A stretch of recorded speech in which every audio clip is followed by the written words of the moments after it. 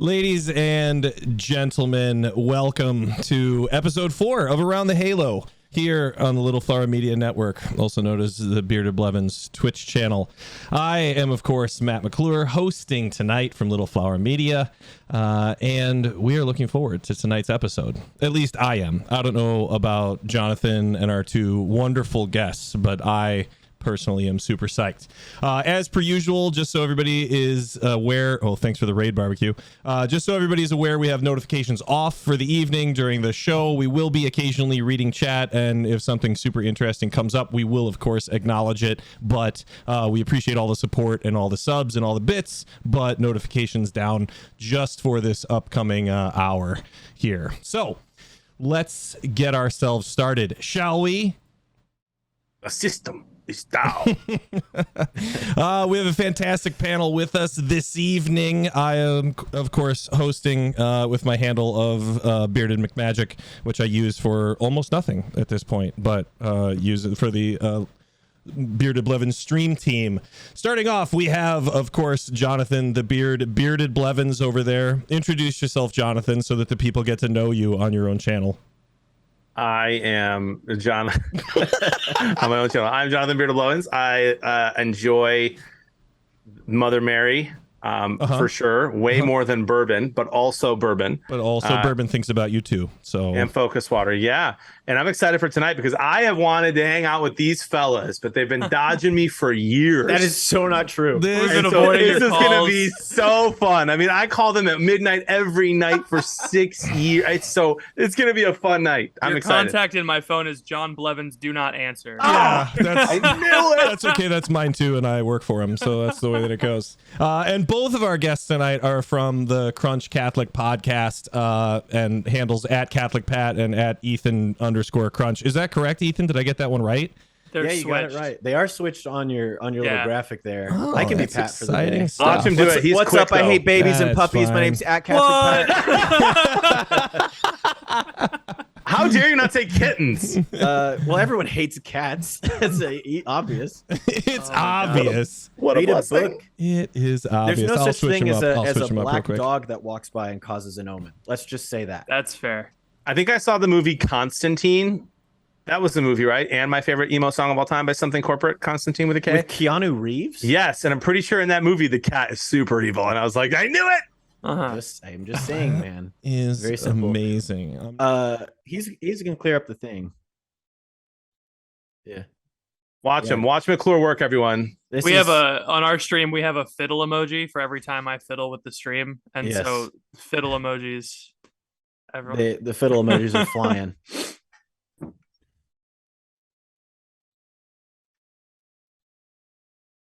Okay, I can do that. Mm-hmm.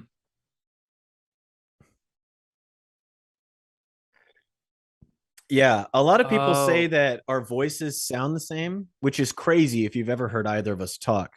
Yeah, I totally don't see it. My name is Ethan. I reside in Oklahoma City. I'm originally from Kansas City. Went to Kansas State University, home of the Wildcats, for my undergraduate degree. I currently work as a real estate agent, commercial, not residential, so I'm not the annoying one. And that's my full-time gig. My part-time gig is a podcaster with my friend Patrick and a tastemaker. What is a tastemaker? I had to Google it too. Wait, what is it? Do you like taste charcuterie boards? No, it's I promote sort of styles and light and like fashion. Have you ever heard of a haberdashery? Yeah, No, hold on. You're kidding, right? I'm somewhat of a man about town, you know, a guy who's got it going on. Yeah. You just get to post up in places and put out the vibe. I get paid $3,000 a month just for taste making. So that's my that's amazing. That's my part time. That's That's your part-time gig. Hey, Does your taste making company want to maybe partner with the Beard Blevins stream team? I will talk to them. They answer my calls about as much as we answer yours. So Perfect. Perfect. Nice. Would you consider yourself to be an international man of mystery? You know, I've never left the country, so I don't think I can. My podcast has. Okay, so great. I think yes, Great. I can So say that. your digital self is all over the world.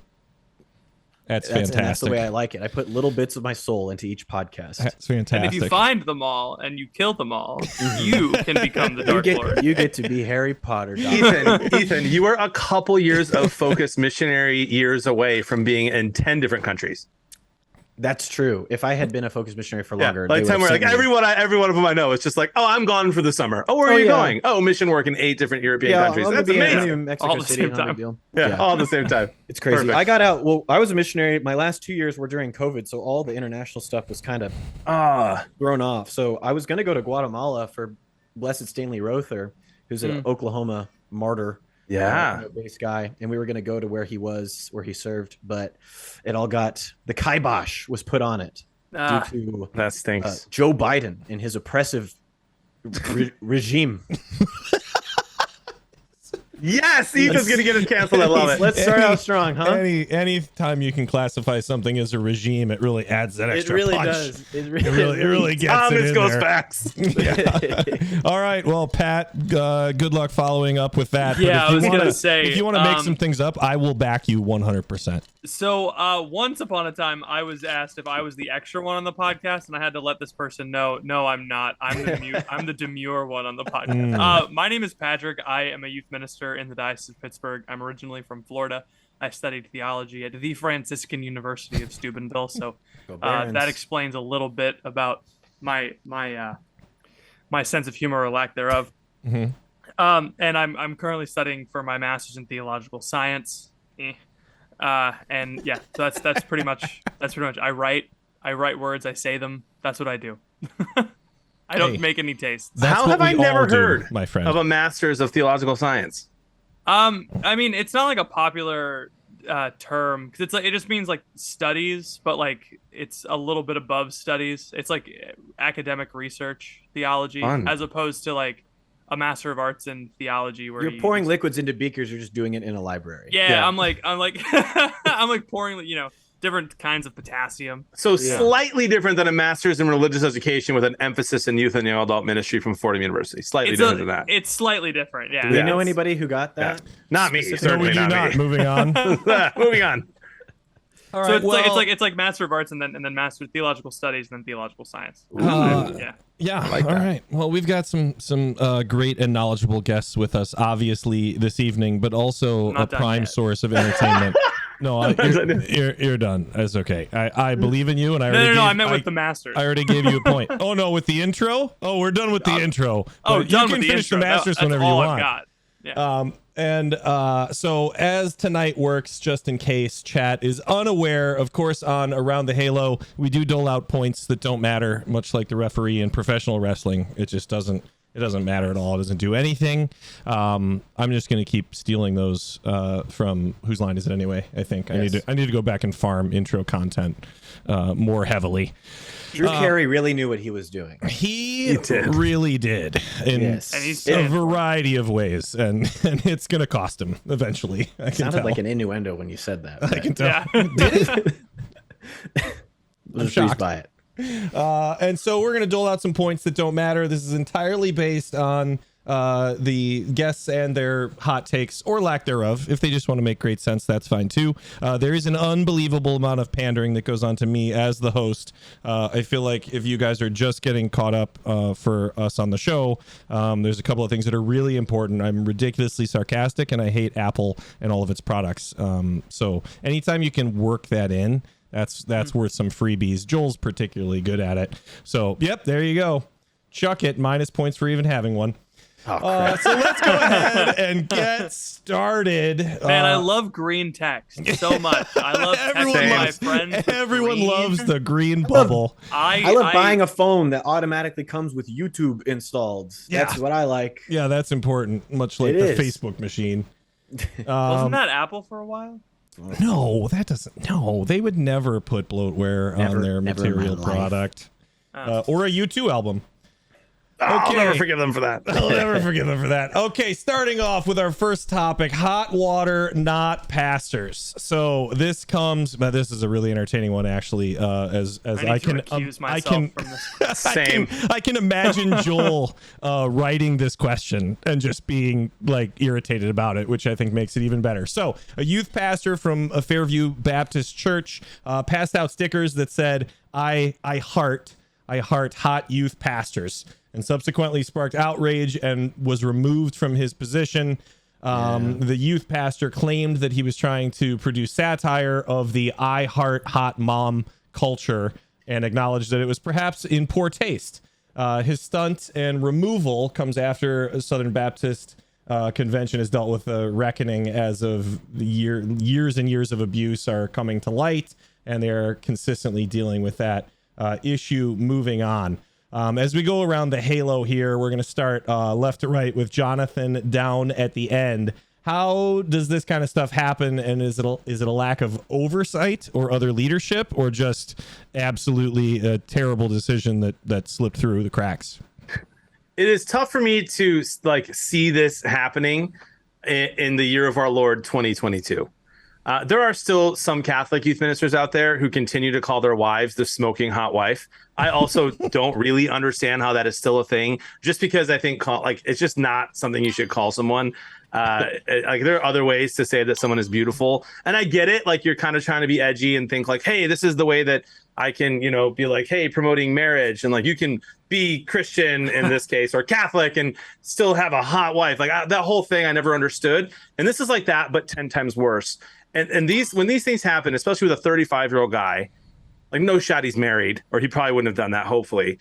But it just makes me think that there's just no hope because it's so basic. Like, who hired this guy? Who hired the people who hired this guy?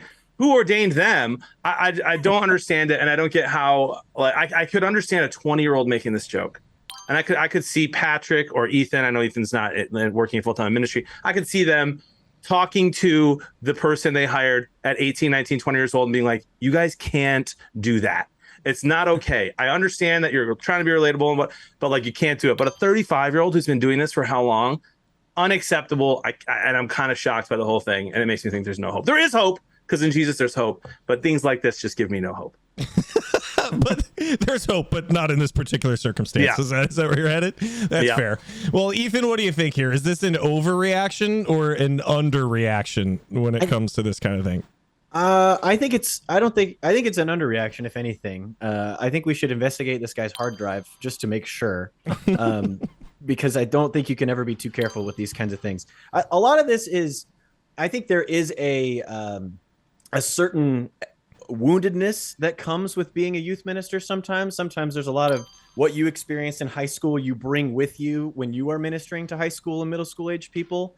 And so my first thought is, all right, this guy clearly has some kind of wound of not feeling attractive or not feeling funny, because he did say it was like, oh, I was trying to make him laugh. It's like, okay, are there any other adults that you can make laugh? Like, why do you need the 12-year-olds to think that you're funny? Why is that all of a sudden your job as a youth minister? More importantly, his sense of humor is just not good. I take umbrage with the idea that an quote unquote I love hot mom culture exists. I don't know. I don't know what that is. If it's a culture, I'm not a part of it. And so, which is fine with me. And so I think just for his bad sense of humor, I think he should have been fired just for that. That's fair. I wish we could start just firing people for their bad senses of humor. Yeah, I'm fired. So thanks for that, Ethan. Appreciate it. Looking for a job on Monday, but no problem. But you and this guy on the street holding signs. When it comes to this kind of stuff, Pat, is it an element where it just didn't have any checks and balances? Like, somebody made a comment and was like, we should do this. It seems like something that would get said as a passing comment, and then somebody went, yeah, let's make a t-shirt out of it, or a generic extension. I mean, I work in youth ministry. A lot of decisions are made by myself. And so, like, there's not a lot of checks and balances and that come naturally with the job, because I'm sure a lot of Protestant churches are like this too, where it's like, oh, we got the youth minister guy. He's gonna go. He's gonna go deal with the teens. And it's like, I have to put like a consultative body around myself so that I don't make dumb decisions, or so I can run things by. But I do have to submit expense requests, and so I'm not quite sure how this one got past the business manager. I Youth ministers and youth pastors in general are famous for being immature. In fact, I think it's encouraged. It's like, oh, you're supposed to like relate to the teens, and the teens are dumb and they say things like "I heart hot moms." This is a real thing, by the way. My middle schoolers say this all the time. Wait, they do? Yeah, oh yeah, they shout it when they think they play it. Like, remember that one game when we were kids where you shout like the name of an organ? Yeah. This is what they do instead. They shout "I heart hot moms," or they'll make like a moaning noise. And I'm like, you know what? It's you gotta pretend like it doesn't exist, because they want the reaction. And so this I hate that he said culture. Not everything's a culture, Sheesh culture. But he could have just let it pass. He didn't need to try and like slap a Christian theme on it. And yeah, no, he definitely needed to be fired. Even if he's not like actively trying to groom children, which was an accusation I saw. And it might not be connected to the abuse crisis in the Southern Baptist Church, but like, he definitely needed to be fired, I think. Yeah, that's fair and valid. I think that there is always a risk when it comes to, especially in like youth ministry, this desire to sort of push the envelope, because you know that some of your influence comes from the perception that you're like a cool leader in a lot of ways, right? And so like if you lean too heavily into that, then this is the kind of stuff that can go wrong if you're just like not thinking it through. If you're just riding the high of having some kind of influence, it doesn't necessarily help you in all of these situations. Exactly. Plus, if you're already 35 years old, you got to rethink a lot of life choices after this particular element. It's so Is there Yes, a Jonathan. handwriting Yes. Can I just say that I think that the youth ministry is one of the coolest ways that we can redefine what cool is, and like not even redefine, just actually teach young people what cool is. Cool, it looks like a million different ways, but the coolest core team member I ever had was Had like a smoking hot wife. Sorry. Oh my gosh, no. He was like 60 years old and was like the biggest like dork ever, and had these like crazy glasses, but he was wild and hilarious and wholesome and himself, and he had a boat. The teens didn't go on, of course, but like I got to, and that was cool. Yeah. Anyway, just be yourself. Don't be weird. Buy a boat. Yeah, that's totally fair. Buy a Get boat. out Be there. cool. Buy a boat. Yeah, get a cooler, some alcohol. Oh my gosh. Get the teens on there. No, Ethan. No problem. Oh, No right. problem. Don't put at the all. kids on a boat. There won't No. be But any you can problems see the with slippery that. slope that these Yeah, people see- fall into, It's Yeah. like, oh, I'll have one. No problem. They're not going to have any. Yep. It's a downward spiral. It is a downward spiral. Okay, topic number 2, pass the pardon. President Biden is pardoning those charged with simple marijuana offenses, a major step towards federal decriminalization of the drug. He stopped short of full decriminalization, but the pardon does not impact those in jail for state offenses. Officials note that they're not currently individuals serving federal sentences solely for marijuana possession, but will impact the criminal record of around 6,500 individuals who may have been disproportionately impacted by drug laws. Ethan, we're going to start with you on this one. Is this just a political move ahead of midterms, or is there a real sign of federal decriminalization here? Matt, is there anything that a politician can do that's not a political move? That's my question. Is there such a thing as an effective policy in the year of our Lord 2022? You remember in 2016 we were hearing all this about the wall? You remember the wall that was going to get built? Oh, we made Mexico pay for it, and everything's fine now. Exactly, right. But the wall never actually got built. You know what that was? What? It was posturing. It was an idea that was popular with a certain group of people. Whether or not this, and I don't know enough about the situation to say whether or not this is good or bad from a policy standpoint. Hopefully it benefits some people. Hopefully it's merciful and just in all of the right ways. But absolutely, this is a political move. 100%. The Democrats are trying to, the whole point of politics in America is to get elected and stay elected. That's all that they're doing. That's the motivation behind the weed thing. It's the motivation behind the student loan thing. Republicans are old and boring. If you legalize weed, you secure the vote for the people who are like, Republicans are old and boring. And so I think decriminalizing it. Hey, listen, a lot of Democrats are old and boring too, buddy. That's true. That's true. Don't get me wrong.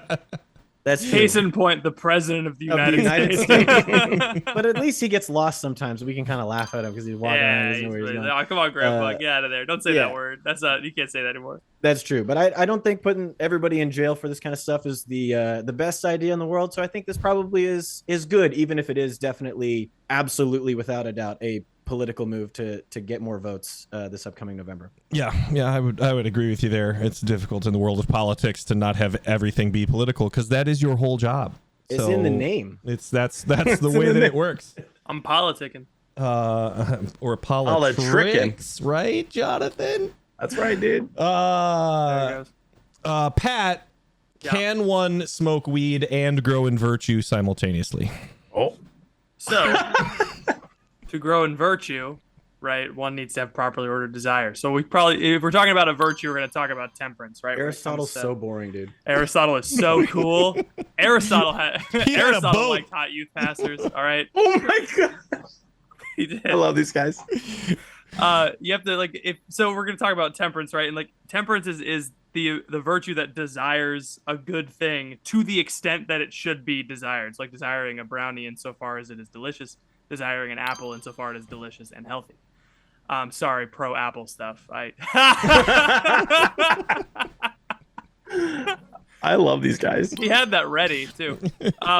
So you can grow in virtue by smoking weed if you are desiring it in a way that it should be desired. If you're desiring it for a physical high, it's probably not going to help you grow in virtue.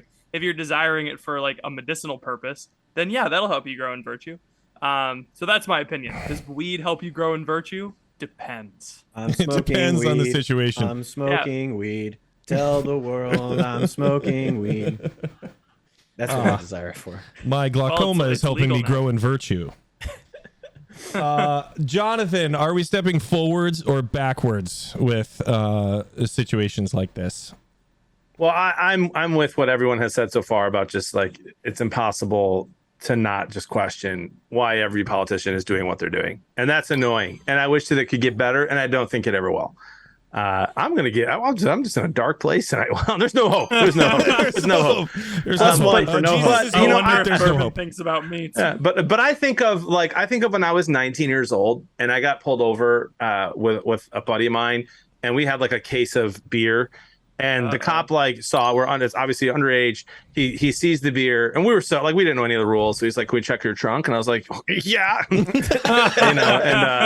and so he grabbed it, and he was just, and I thought, I'm not kidding you. As little white suburban kid, my whole life, I was like, I'm going to death row. I'm dying. And if that doesn't happen, my parents are gonna kill me. Same result, really. I'll never forget. The cop literally looked at me, and he just goes, "Man, you can't. Don't be dumb. Don't be dumb. You know what I'm gonna do? I'm gonna stand right here while you pour out every single one of these cans of beer." And on the side of the road, we poured out every one of those beers, which meant nothing to me. I was 18. I was kind of oh, $25 down the drain. Holy cow. That's and then he wrote me a warning, and we drove off and bought more beer. So but people, to think that people go to jail for something kind of similar to that and spend a lot of time there doesn't seem okay. And I think it's just disproportionate with who it happens to. And so I think it's overall a step in the right direction. I have a lot of thoughts on the legalization of marijuana and a lot of questions. I feel like one of the things right now in the world is how do you stop people from just driving high? Every time I go to LA or when I go downtown Chicago 30 minutes away and I get an Uber, all my Uber drivers are stoned. Rarely have I gotten in an Uber where somebody's like, "Hey, how can I help you? Where are you going?" Drunk, Either way, I don't feel safe. And so I think there's a long way to go to make sure that it's going to be safe. But I would say that this is a step in the right direction. I don't think that, 16, 17, 18, 19-year-old kids who are, made a mistake, bought pot for the first time or the fifth time and have a little bit on them are going to jail for a long time. So I'm going to go with step in the right direction, but I still worry about the future of our country. I'm confused, John. When you were a kid, the drinking age was 18, right? No. Boomer joke. I like those. Wow. Good one. In England, no. It's what was Abraham Lincoln really like?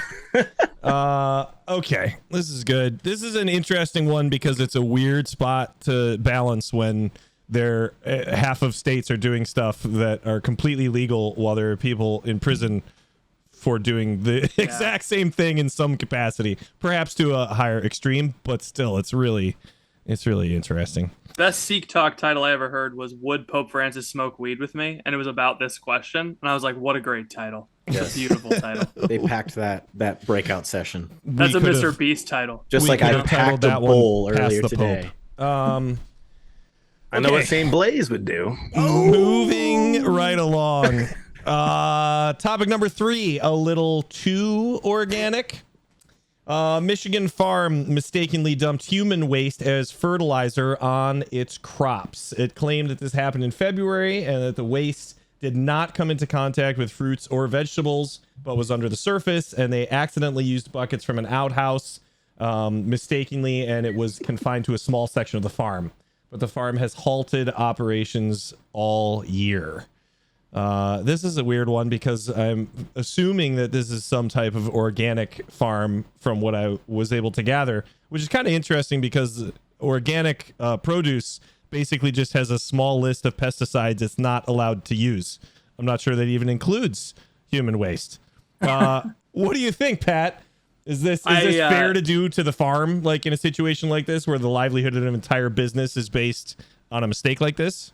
I think that if I knew more about sports, I would make a joke about Michigan football. But alas. Thanks. But I don't, so I can't. Say here, I'll coach you. Say, instead of saying go blue, we should say go brown. Hey! Oh my gosh. Let's attack McClure. He's the host. I don't have any points. I don't have any points to take, so Yeah. I saw Michigan and poop in the title, and I was like, "Oh, there's something." I don't know. I don't. Again, it's one of those things where it's like the guy should have gotten fired for making a dumb mistake. The farm should take a hit for making a dumb mistake. You know, I know it sucks that they're a little tiny farm instead of a big farm, you know. But like you can't be like, sorry, you're the little guy, so you can spread human waste on a tomato. You know, even if it didn't come in contact with the food and it was underground, it's like I don't want that, you know. Have you ever heard of the bubonic plague? That's all. That's actually how it started, and then it spread to rats, and then to cats. A rat bit a tomato that was covered in human poop. That's right. That's right. Little known fact. Don't look it up. The bubonic plague. That's excellent. All right, man. Very good, man. Jonathan, does this make you concerned about overall food safety? Like this farm caught it, but what is happening that is not being reported? What a dung mistake. Hey. That is all credit to Shrub, who typed that in the chat. Most of my jokes are not that funny. No, I mean, this is... You're watching the chat. You're juicing. I have to watch the chat. Like, that's what I do. He's a Twitch streamer, Patrick. Dude, I think that this is disgusting, and it just enhances the reason why I don't eat fruit.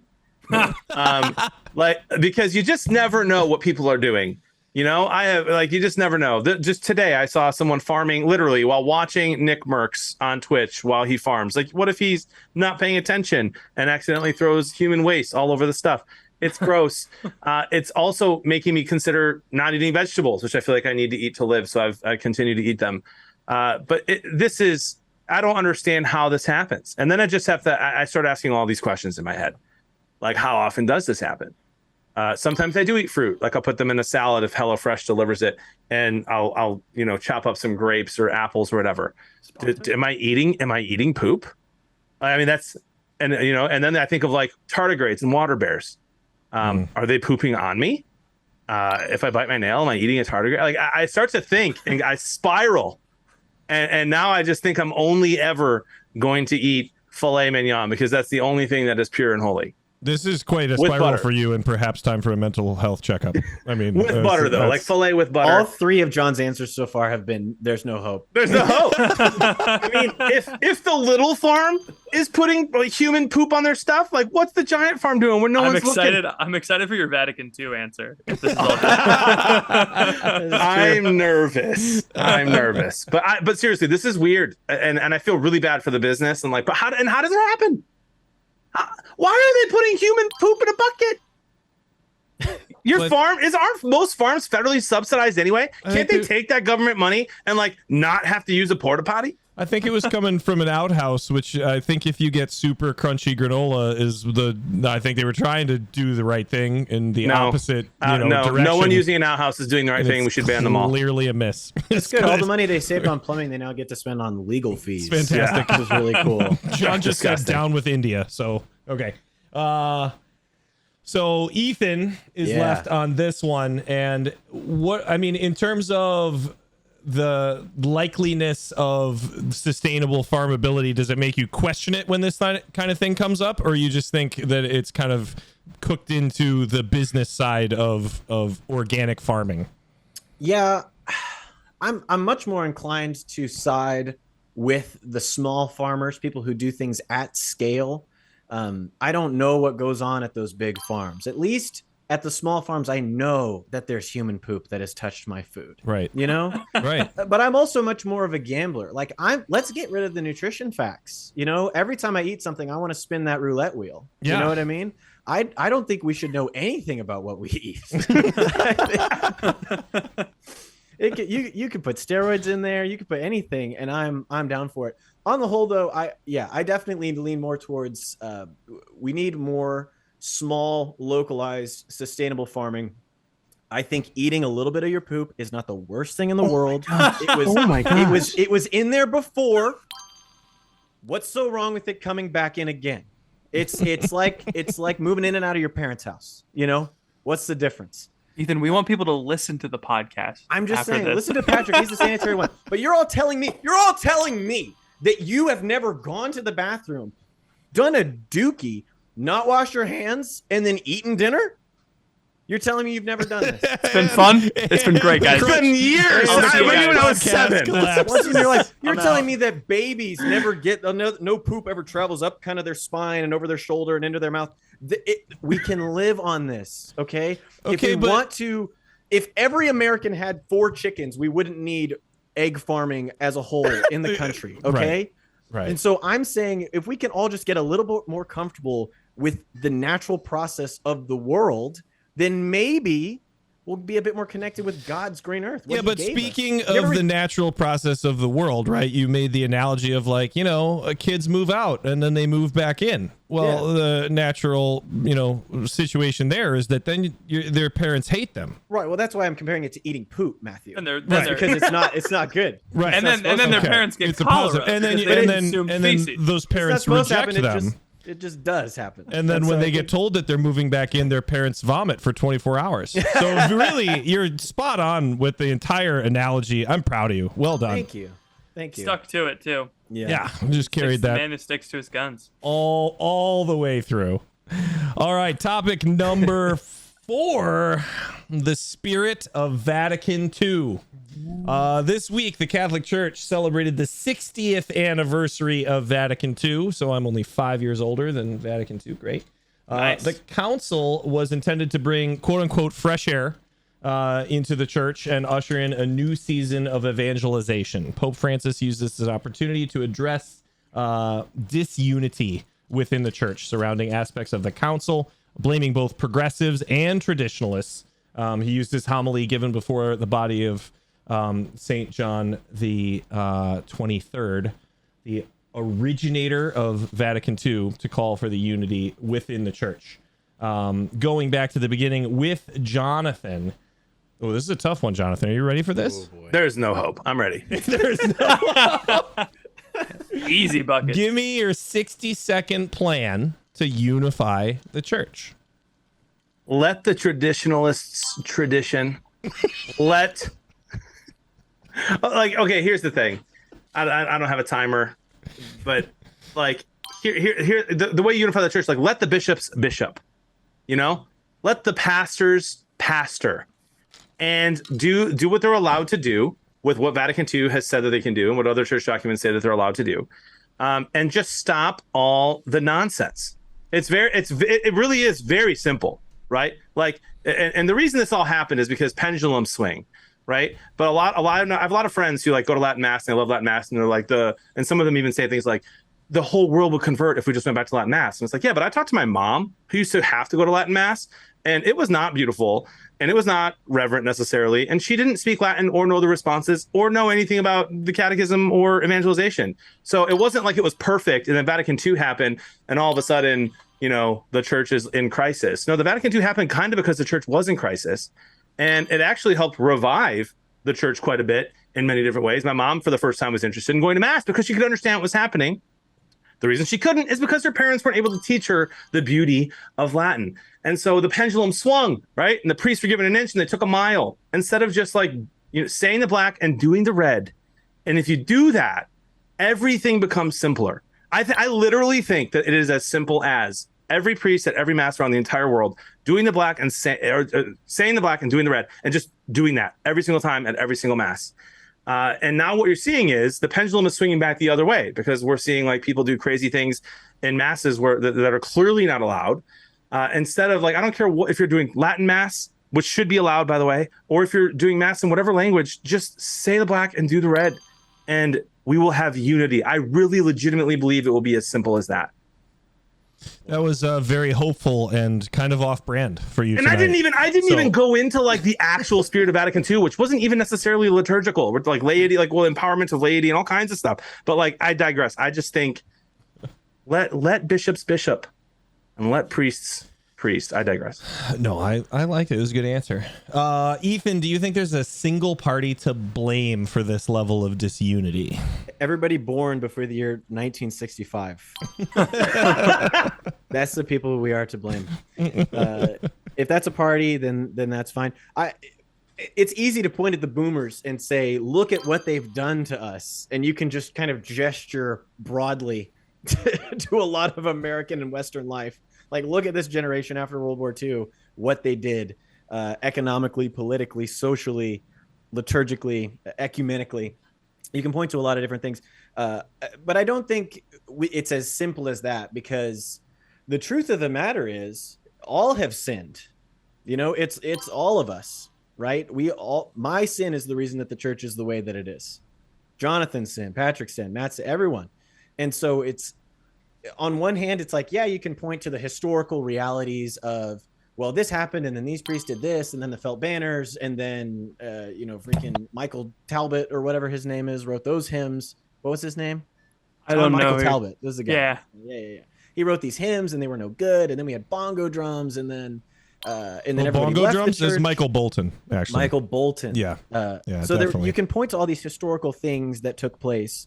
But I think the only way to course correct and get back to where we are is we have to return to the heart of the church. We have to return to the sacraments. We have to return to prayer, and not lift up our own idea of what the church should be and put that where the Lord ought to be. I think all this needs to be about Jesus. Jesus is the one who wants to be there with you. He doesn't want you to fill the hole that he's supposed to occupy with a particular form of liturgy, or a particular style of priestly governance, or a particular way of formating your kids. It all has to be about him. And so we can blame everybody. We can blame the boomers, and I'm inclined to do so. Listen to my podcast if you would like to hear me rant about the boomers. But I think we need to, before we blame any party, we have to look interiorly and evaluate our own sinfulness. So you're saying it's my fault? I am. Yes. Okay. You did say you were 65. I can get over it. That's true. That's right. And AARP is really kicking in. AARP.com. So, in hindsight, Pat, can we say that Vatican II was a net positive or a net negative, or is it too soon to make that distinction? When Nixon went to China,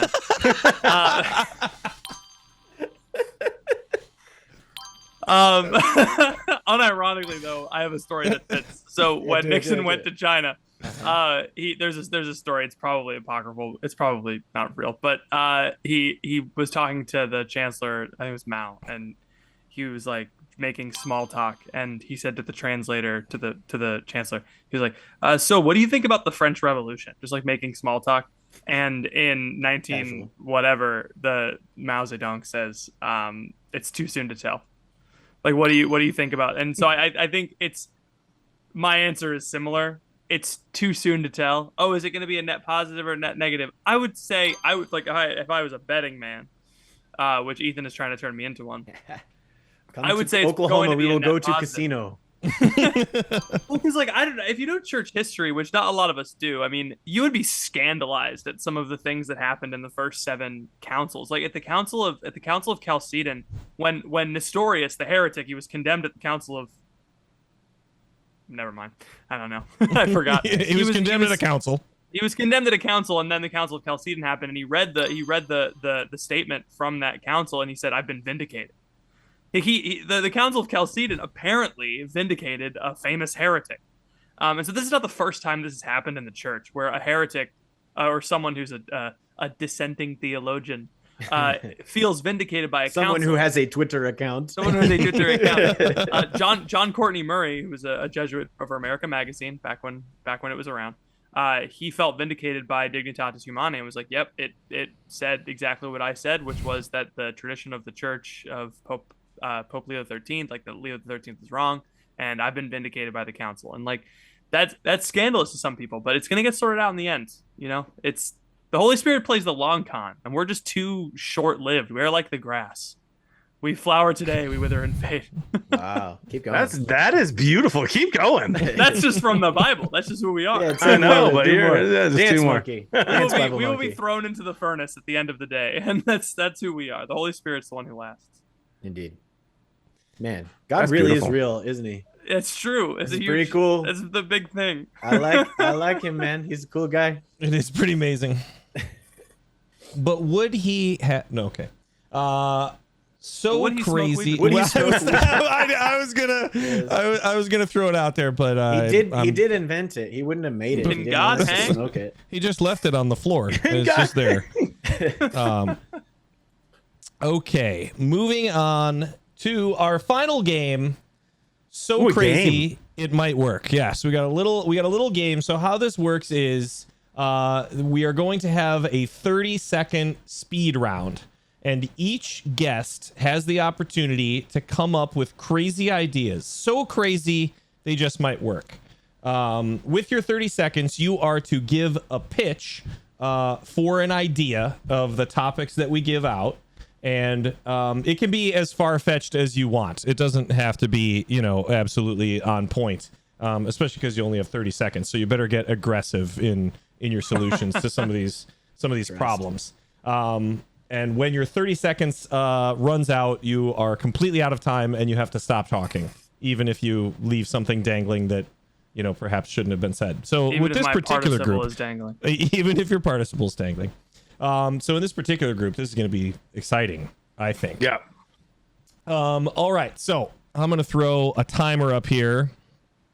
I'm stressed. I hope I get the Ow. one that I want. I have one that's No, the we best. do them all. We do them all. Oh, we do all three? Everybody gets their 30 I seconds. was confused too. I'm the one who made me Everybody confused gets their you. We 30 get to- seconds. So the trade-off here You is guys that aren't with- even ready. Is that I'm ready. Is that you're each gonna have the chance to unfortunately 10 you're gonna have to go seconds per? first. No. 30 seconds total for each person. Oh, okay. Then we 30 just seconds go for each around. person. Okay. 4 minutes and 30 seconds. Top- Next time, read the document I sent. I will Topic- never read the document that you send me. Do I not ever refuse- email me. I refuse Ever. to read the document, and that's bonus points for Ethan.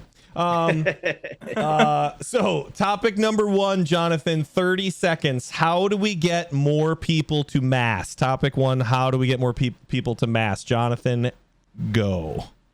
Referral codes. Absolutely referral codes. Think DraftKings, think FanDuel. The church is spending their money on dumb things and to stop spending their money on dumb things. Instead, they should just do raffles every week and give money to a random parishioner sitting in church. And if you have a referral code, you get a double chance of winning. You bring 5 people, you increase your chances of winning. And then say the black and do the red, and that's all you have to do. But referral codes will save mass population. That's amazing. I think we should do that for seating at Christmas and Easter, but I digress. Ethan, 30 seconds on getting more people to mass. Go. I think the problem is that when people show up, they don't feel like they belong. We need to segregate by age. We need different churches for each generation. I want a boomer church that has all of the bongo drums and all the felt banners. I want a Gen X church that just has little personal TVs so they can watch Alf while they go to mass. I want a millennial church that has a coffee bar in the front and Disney signage on it. I want a Gen Z church where the whole time you're just doing dances. We need to cater to the different generations. That was fantastic. That was incredible. Alf eats cats, so we'll do that. What we will, internet. Pat, 30 seconds. How to bring people back to mass? Go. This opinion is completely unironic. Pick one church. Take all the best priests and the best lay people, lay ecclesial ministers, throw the best youth minister, best DRE at that parish. Just give them 5 years. Give them all the money they want. And then that church will go up in attendance, vocations, and then rinse and repeat. Just keep going. Just take the best priest, one church, keep it going, and it's a machine. It just keeps, it's a hamster wheel. It spins itself in the end. That's amazing. Your ideas intrigue me. It's like a pyramid scheme, but in a good way. Yeah. Yeah. Okay, that was pretty solid. Like I think the Bass Pro Shop pyramid. Like that one. It's like putting all of your monkeys at the very beginning of the track in Bloons Tower Defense. Yeah. Yes, which you have to do because is that a Donkey Kong reference? I don't get it. Yeah, have you ever played your glue Bloons gunner Tower can't Defense? slow everything No. down. Okay, if you don't put them at the beginning, then it's just wasted time on the track. You know how it works. Come on, strategery. All right, starting with Ethan. Topic: how do we fix U.S. politics? Good luck. I think it should be illegal to report on politics through anything other than print media. I think if everyone had to read about politics, if the only way to enter politics was by being literate enough to make waves in the print world, we would have just think about all of the history. There was no radio, there was no podcast, there was no Fox News, there's no CNN, there's no MSNBC. They all had to write books and pamphlets. Thomas Paine, Common Sense, and he was brilliant. I think if we go back to the print medium, it will solve everything. Great point. That is a solid point. I think we should actually do that for all news across the board, not just politics. Rocky says classist. Yes, I don't think. I think you should have to do it. I think you should have to be able to read to legislate. Sue me, Pat. How do you fix U.S. politics? Does it involve being literate? Oh, go okay. Everyone talks about the tension in politics, but I think there's an inherent tension, and instead we should build that into the system. So instead of a party of Democrats and Republicans, we should have an American subsidiarity party and solidarity party, where one focuses on the unity of the polity and the other one focuses on the hierarchy, and they fight it out in Congress, and they make sure that tension is well lived. Wow. And that's the route. And they're friends. They're complementary. They're not like angry. They're not vying for power. That's my idea. wow, That's a solid pull. I like that Thank one. you. Unironically, Both, I like that idea. both practical and doable. Jonathan, how do you fix U.S. politics? I'm waiting for my timer. I pressed the wrong button. It's okay. I just want to make sure I'm removing your point. Shoot, but now I forgot. Okay. How do you fix U.S. politics? All right. You fix U.S. politics by not needing them anymore. Because Christians can Christian and Catholics can Catholic, and we don't have to worry about the government fixing everything because we should do it as the people, and make it simple. The politicians should be more local based. Shouldn't be a full-time job anymore, and you should be able to actually know who your local people are and be able to know what they need and then serve them. Oh, excellent thoughts. Way to wrap it up right at the buzzer. Nice job. I give myself 7 out of 10 there. I could have done better, but okay. Final topic, starting with Pat. Your best idea for a Catholic reality show on Netflix, or just in general. Your best idea for a Catholic reality show. On your mark, get set, go. Like Survivor, but the one who converts the least amount of natives gets booted off the island. 5-second pitch. Either that or The Bachelor with trads. The Tradchular. That would work. Tradchular. It's a Tradchular. Extra points for Hi, just my coming name is up with the play on Brinley, and words. I put the extra Ecclesiam Nulla Salus. Recycling my old tweets. That's good. It worked. Thanks. that was funny. Yeah, well done. Listen, if you can come up with it at the right time, it is absolutely worth doing. That's all I got. Oh, it's not my turn, is it? It is your turn, Jonathan, but that was not your timer. We were just letting Pat run out since he gave a 5-second elevator pitch, possibly for the win. You got to be ready for Netflix, baby. Either Patrick, that or you you just gotta- walk into the pitch room and you just go, pictures of boobs, and they're like, yes, Oh, yes. perfect, Amazing. more of that. I shouldn't clap. Jonathan, my son's go. asleep. I'm sorry. We kill people, but we do it in Korea. Amazing. I want to see it. All right, this is Jonathan's timer, but I'm going to reset it. Oh, thank you. You got it. You got Are it. you gonna ask me the question again? Yes, I am. Thank Your best idea for a Catholic reality television show on Netflix or perhaps other networks. Go ahead. Okay. It's Survivor, except it's all of the single men and single women that complain all the time about not being able to find a spouse. And they're not allowed to date on the show either. Like a missionary thing where like you sign a thing for like a year you can't date. And then like you introduce like really funny stuff where like they can have, they have to sleep in a tent, but they also have their phones so they can keep tweeting. I think this is the greatest idea of all time. Dating Fast and Furious. Yeah, that's the name right there. There you go. Be amazing. This segment is not going on Twitter. Not yet. Why not? Best Perfect idea one. for a Catholic reality show. Ethan, take us home. Undercover bishop. The bishop of your diocese puts on a wig because he's bald, little mustache. He goes and he infiltrates the Knights of Columbus meeting. He sees what those guys are up to. He goes to the local youth ministry to see if he can be a valid core team member. He goes and he walks into the parish office and says, "Hey, I need my baptismal certificate," and sees how helpful Rhonda at the front desk is. He does everything that a regular bishop would never get to do, but he does the whole time wearing a little hat, and he is the bishop and he's walking around. And at the end, he reveals. It's great. That was too good. That was too good. That's a Good one. really good one. All right, well done I tonight. happily concede my defeat. You guys, I relinquish all of my time to Ethan. I just want to hear more of those pitches. Well done tonight on Around the Halo. Gentlemen, Ethan, the winner of tonight's game across the board. Way to bring it in, right under the wire with that last pitch. If that wasn't solid, there was just no shot. We would have had to give it to Pat. I was up against two versions of Survivor, so that was I was able to split the difference pretty easily. You just had to be the best of what was left. Exactly. Basically. Yeah. So yeah, I see how it worked. Cake Boss, but Do a with version of The funeral Amazing cake. Race. But remember, there are a Amazing Grace. million. Yeah, there are a million different Anything types you of can game do. shows that copy each other. Patrick and I's ideas were very different. Yeah. Obviously. Yeah, I would hate to think that Catholic singles. that some type of sports show in which you dole out points and have guests and do hot takes would be ripped off on the internet. Yeah, whatever if it it's a is. Catholic show, it's gonna be a ripoff of something. 100%. Dang it. 100%. So As I it just should be. it'd be nice if people were a little more original. Just Yeah. across the board. Ethan now gets 30 seconds to talk about, promote, soapbox issue, whatever you want to do. It can discuss anything for the next 30 seconds. Those are the rules, and they are unflinchingly rigid. Go. Poop eating is not that weird. Sorry, I'm kidding. I'm so bad. The Crunch podcast is my podcast with my friend Patrick over here. We've been doing it every week for 6 years, so we're good at podcasting. We're great if you like comedy, but you like it clean. We also like to help Catholics learn how to evangelize. We like to help non-Catholics learn that Catholics are not all weird and stodgy types of people. So we definitely like to hit both sides of the coin. We upload every Sunday on iTunes, Spotify. We also have a Twitch stream, and that's all my time. That's well done. That's well said. Crunchcast.com. Nice, Patrick. And if they were more prepared, they would have been live right now so we could raid them. I know, but Yeah, I didn't think about that. I mean, either till just now I would have suggested it. Yeah. yeah. Do you guys not do that on Sunday night? Or is that just the recording of your podcast on Sunday nights?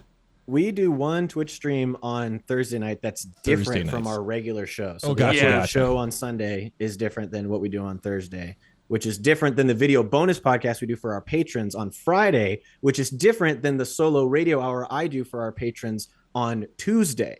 So it's Excellent. Pumping out content. We just got an extra 30 seconds, McClure, because of your great question. Dude. Separate from the car wash that you do on every other Friday Where I wear morning. a tasteful pair of Daisy Dukes. Right. Indeed. Tasteful. Right. Yes. Which Yeah. is also separate from the Hot Youth Pastor show. Which that- is Yes. the And our ripoff of Hot One. and our Give rip one off one. of hot ones. All right, well, this has been a blast, gentlemen. I want to thank you for joining us on Around the Halo. This It was really it was a fun. pleasure This was to a have great you. time. Thanks, Yes. and we appreciate you. Chat, you guys were super active tonight as well, which was pretty excellent.